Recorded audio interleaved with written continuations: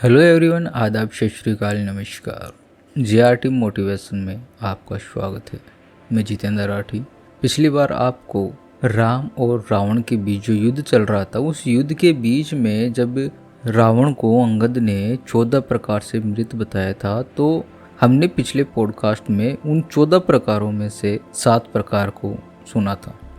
मैं एक बार फिर से आपको वो 7 प्रकार बताना चाहूँगा कि आपको रिपीटेशन में रहे।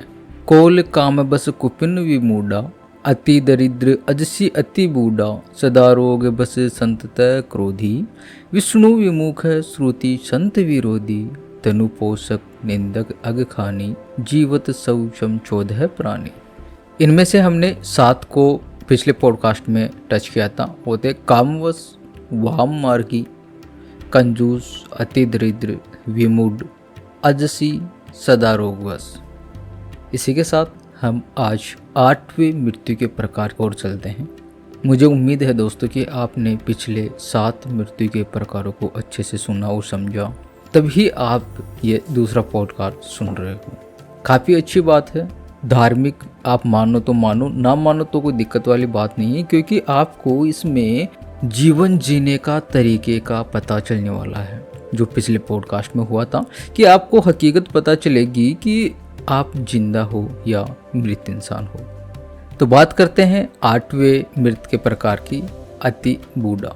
अत्यंत वृद्ध व्यक्ति भी मृत सम्मान होता है, क्योंकि वह अन्य लोगों पर आश्रित हो जाता है। शरीर और बुद्धि दोनों अक्षम हो जाते हैं। ऐसे में कई बार वह स्वयं और उसके परिजन ही उसकी मृत्यु की कामना करने लगते हैं, ताकि उसको इन कष्टों से मुक्ति मिल जाए। यह आप भी जानते हैं, मैं भी जानता हूँ, हकीकत में यही होता है। इससे आगे बात करते हैं मृत्यु के 9वें प्रकार की, सतत क्रोधी। 24 घंटे क्रोध में रहने वाला व्यक्ति भी मृत सम्मान ही है। ऐसा व्यक्ति हर छोटी बड़ी बात पर क्रोध करता है। क्रोध के कारण मन और बुद्धि दोनों ही उसके नियंत्रण से बाहर होते हैं। जिस व्यक्ति का अपने मन और बुद्धि पर नियंत्रण न हो, वह जीवित होकर भी जीवित नहीं माना जाता। पूर्व जन्म के संस्कार लेकर यह जीव क्रोधी होता है। क्रोधी अनेक जीवों का घात करता है और नरकगामी होता है। आप क्रोध करते हैं। इंसानी फितरत होती है कि उसमें गुस्सा होता है, क्रोध उत्पन्न होता है। हर एक इंसान साधु नहीं होता। मतलब यह है कि वह सर्वगुण संपन्न नहीं होता, वह अपनी इंद्रियों को वश में नहीं रख पाता। तो जाहिर सी बात है, गुस्सा आता ही है।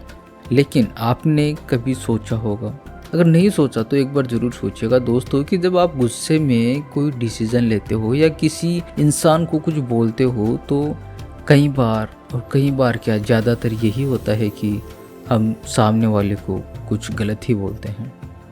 और सबसे बड़ी दिक्कत यह है कि बोलने के बाद अपन को यह महसूस होता है, जब गुस्सा ठंडा होता है, कि यार मुझे ये नहीं बोलना चाहिए था, उस इंसान को गलत ही बोल दिया। अब यहाँ पर होता क्या है कि ईगो बीच में आ जाता है और आपकी इतनी हिम्मत नहीं हो पाती कि आप उस सामने वाले इंसान से माफ़ी मांग सकें। अगर इंसान माफ़ी ही मांगने लग गया तो वो छोटा इंसान ही नहीं रहता, वो एक महान हस्ती बन जाता है।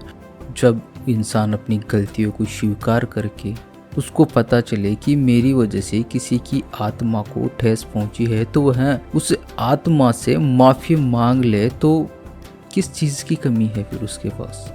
इसीलिए क्रोध को भी एक मृत्यु का प्रकार ही बताया गया है। इसके बाद 10वें प्रकार की बात करते हैं, जो है अग खानी। जो व्यक्ति पाप कर्मों से अर्जित धन से अपना और परिवार का पालन पोषण करता है, वह व्यक्ति भी मृत सम्मान ही है। उसके साथ रहने वाले लोग भी उसी के सम्मान हो जाते हैं। हमेशा मेहनत और ईमानदारी से कमाई करके ही धन प्राप्त करना चाहिए।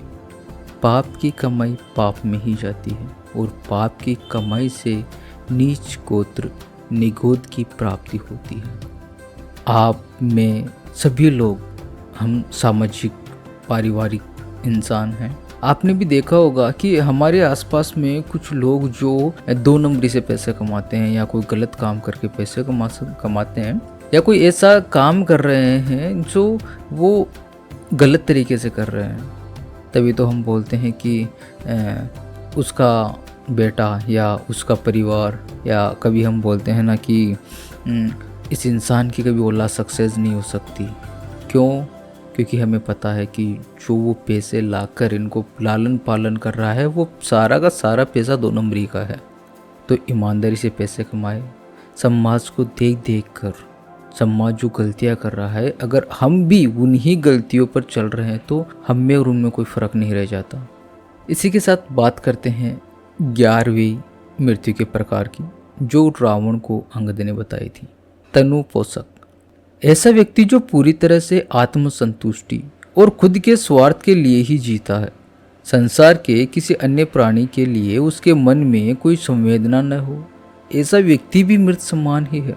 जो लोग खाने पीने में, वाहनों में, हर स्थान पर यही सोचते हैं कि सारी चीज़ें पहले हमें ही मिल जाए, बाकी किसी अन्य को मिले न मिले, वे मृत समान होते हैं। ऐसे लोग समाज और राष्ट्र के लिए अनुपयोगी होते हैं। शरीर को अपना मानकर उसमें रत रहना मूर्खता है, क्योंकि यह शरीर विनाशी है, नष्ट होने वाला है। क्या खूबसूरत बात कही अंगद ने कि जो इंसान खुद के अलावा किसी और की सोचता ही नहीं है तो उसका जीने का क्या तात्पर्य? वो मर भी जाए तो किसको क्या फर्क पड़ने वाला है, क्योंकि उसका जीवन तो सिर्फ उसके लिए ही सीमित था। अगर उससे, उसके जीवन से किसी दूसरे व्यक्ति को कुछ भी मिलता या वो कुछ भी प्रभावित होता तो किसी दूसरे इंसान को फर्क पड़ता, लेकिन वह इंसान तो खुद के लिए ही जी रहा है। और जो इंसान खुद के लिए जी रहा है वो मरा हुआ ही तो है, कि वो मर भी जाए तो फर्क क्या पड़ेगा? इस समाज पर, इस देश पर कोई फर्क नहीं पड़ने वाला है ऐसे इंसान से। तो आप भी ऐसे इंसान न बने, अपने अंदर बदलाव लाना शुरू करें।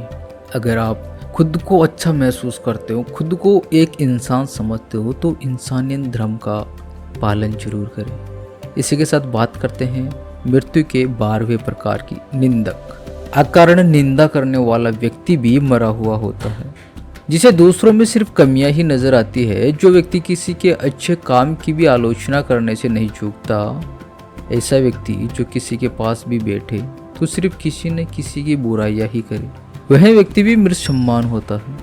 अक्सर हम देखते हैं कि 2 इंसान जब मिलकर बैठते हैं और वो अगर एक दूसरे की निंदा कर रहे हैं, मतलब यह है कि किसी तीसरे पर्सन को बीच में लाकर वो 2 इंसान बात कर रहे हैं उनके बारे में, जो तीसरा इंसान उनको सुन भी नहीं रहा या उनको जान भी नहीं रहा।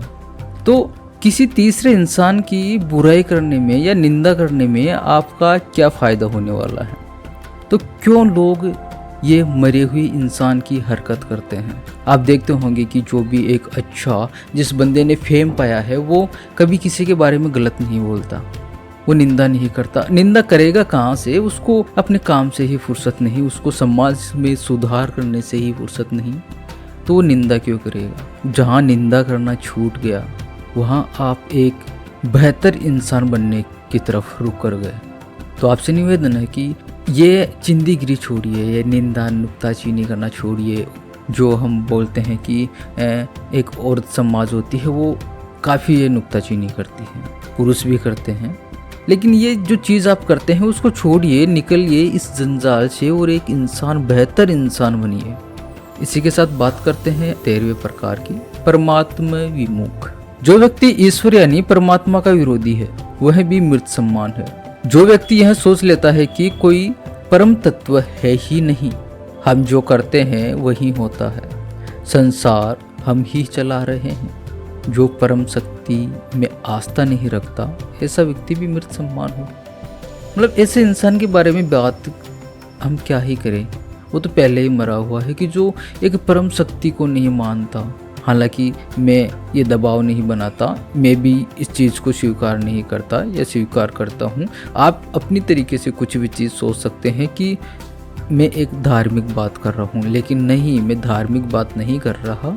इस परमात्मा विमुखी का मतलब यह है कि अगर आप एक ऐसी शक्ति को ठुकरा रहे हो जिसकी वजह से आप आए, आपका जीवन बना, तो आप गलत है। कुछ भी मानिए, लेकिन इतना तो मानिए कि कुछ न कुछ ऐसी शक्ति है जिसकी वजह से आप बने, आप आए, उसकी इज्जत कीजिए। और एक बार इज्जत करना शुरू कीजिए, आपकी इज्जत खुद ब खुद बन जाएगी। तो अगर मृत इंसान नहीं जिंदा इंसान बनना है। इसी के साथ 14 प्रकार की बात करते हैं। श्रुति संत विरोधी, जो संत ग्रंथ पुराणों का विरोधी है वह भी मृत सम्मान है।